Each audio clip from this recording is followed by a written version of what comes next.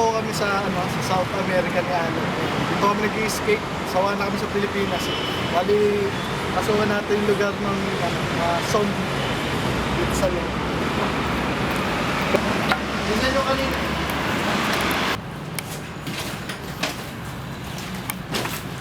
Nakatakot yung lugar.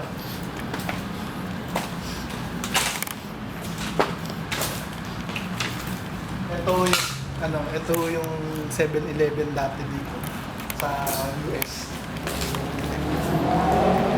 Ito yung lugar po, vandalism. Yan yung mga nakasulat.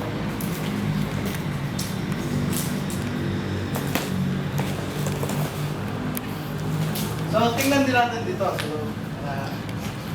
So lahat tayong flashlight, lahat ko. May CR.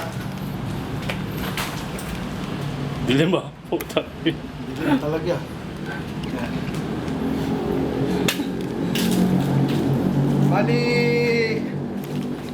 Bali o sa susunod, gabi kami pupunta rito kasi may nagpaparamdam daw dito. May ganun daw dito, kaya gusto namin punta. Bibidyo namin syempre para ito,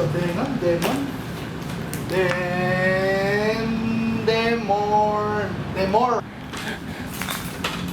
Sapatos, kung gusto niya, brand. Pagagad.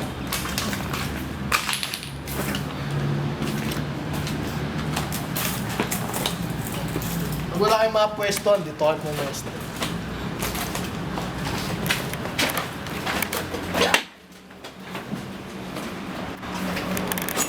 Tapos, puntahan natin yung magagawa ng sasakyan ng mga pangkarera nun. Kaso wala nang ng sasakyan.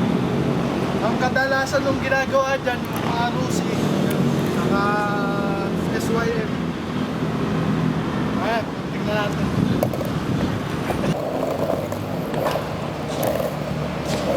Ito yung mga art sa seryoso. Ito yung mga art ng hindi maintindihan ng ibang tao. Ang tawag ko dyan, graffiti.